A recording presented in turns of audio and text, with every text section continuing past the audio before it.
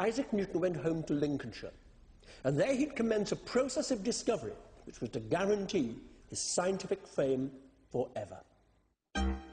This period, spent at home at Woolsthorpe, was to mark the beginning of what was to become known as Newton's Annus Mirabilis, the Year of Miracles. During this time, he continued his work on optics and even devised the theorem of calculus. But it was his brush with an apple that was to inspire his finest moment. Are you sitting comfortably? Then we'll begin. Whilst the story of Newton's discovery of gravity is almost certainly something he made up to make himself look clever, it has nonetheless entered folklore. Who knows what the young Isaac Newton was really thinking that day as he sat in the orchard at Woolsthorpe Manor? It's possible that science was the last thing on his mind. Whatever the truth, the brilliance of his insight was this. When the apple fell to earth, Newton was suddenly seeing stars. In a flash, he realized the force acting on the apple was the same force that held the heavenly bodies in place. And when he eventually came to, he would devise his famous law of universal gravitation. The force of gravitational attraction between two objects is in inverse proportion to the square of the distance between their two centers.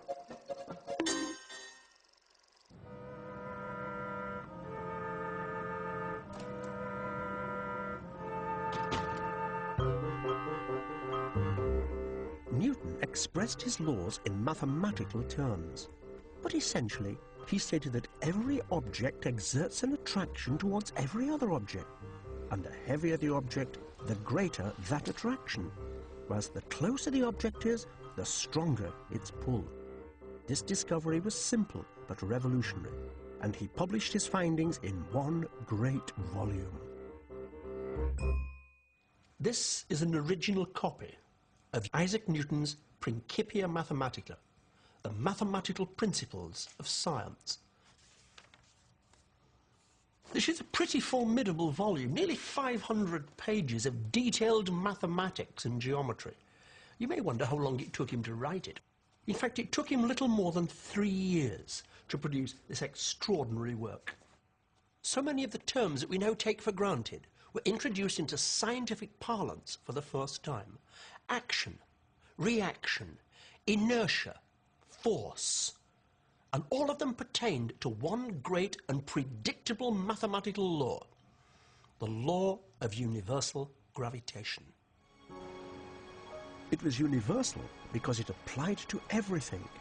Using it, Newton was the first person to explain why there are 2 tides a day. He realized that the gravitational pull of the moon draws the water on the Earth toward it, causing a mass of water to gather at the point nearest to the moon. Meanwhile, another mass remains at the point furthest from the moon, where its pull is weakest.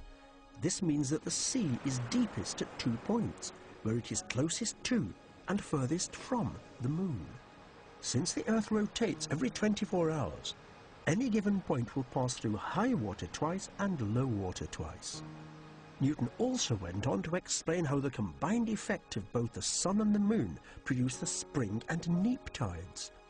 And there was still more to come.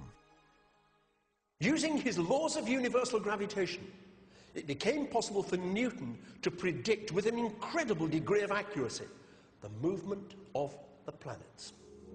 He realized it was gravity which controls the orbit of the moon around the Earth, in much the same way that a piece of string holds a stone from flying away when it's spun around. What is more, his calculations finally explained why the orbits of the planets are elliptical rather than circular. This is because a planet's momentum leads it to overshoot at the ends of its orbit before gravity brings it back again. The great beauty of Newton's laws is that they prove to be constant in every part of the universe, from the dropping of a piece of chalk to the movements of the planets themselves. And what is more, even now these same principles are used every time astronomers plot the motions of the planets or astronauts travel into space. How about that? Newton's discovery of the laws of gravity made him famous. However, his work bore key similarities to the published researches of his bitter rival, Robert Hooke. But typically, Newton refused to acknowledge his influence. Moreover, Newton's famous 3 laws of motion also drew heavily on Hooke's work. Let's have a look at them. Law number 1. Number 1. The law of inertia basically states that an object at rest tends to stay at rest, unless, that is, an external force is applied to it. Pretty simple, really. Law number 2. Number 2. Now then, this is a little more complicated, so pay attention. It deals with force and acceleration. Newton states that the force of a body is equal to its mass multiplied by its acceleration. Yes. But basically, what he's saying is that if you apply force to an object, it changes speed and accelerates in the direction of the force. And if you push twice as hard, the acceleration will be twice as great. Whereas if the object is twice as heavy, it will accelerate half as much. Have you got that? Good. Law number 3. Number 3. The third and final law is a piece of cake. It states that for every action, there is an equal and opposite reaction. Basically, it explains why the white ball makes the black ball move. And of course, these laws don't just apply to pool balls. They apply to everything. Yes. Isn't that brilliant?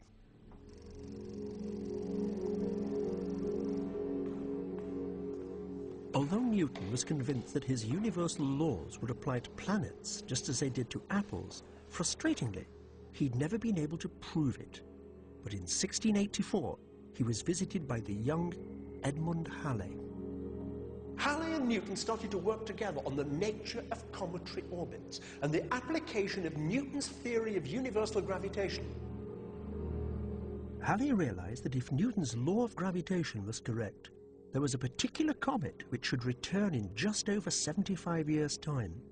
He made sure the astronomers across the world knew of his prediction, knowing full well both he and Newton would be dead by then. In 1668, Isaac Newton returned to Cambridge, where he was given the Lucasian Professorship of Mathematics. He started to re-lodge in Trinity College and shared a set of rooms with a chap called Henry Wickens. Now, Henry Wickens later became a major source of Newton mythology. Trinity College was said to be charmed by the absent-mindedness of its illustrious professor. At mealtimes, Newton would forget to eat, lost as he was in deep scientific thought. Working alone in his room by candlelight until the small hours, another myth suggests Newton invented a cat flap, which he installed in his study door. This story was later embellished, suggesting Newton had actually installed 2 cat flaps, one for the mother cat and a smaller one for the kittens. This may have been a myth, but what isn't a myth is that Newton, the great man of science, also spent 35 years of his life studying alchemy, the mystical forerunner of chemistry. Some scholars have even speculated that his depression in later life may have been caused by chemicals ingested while carrying out these peculiar experiments. His aim was to discover the mysterious secret of matter. But Newton's interest in alchemy was not unusual for his day. Many educated men were fascinated by ancient spirituality, and for Newton, spiritual matters were a key part of his thinking. Although we think of Sir Isaac Newton as a scientist, we must never forget that he was also a deeply religious man. He was also one of the greatest biblical scholars of the age, concerned with dating things in the Old and the New Testaments. Biblical prophecy was absolutely paramount in his thinking.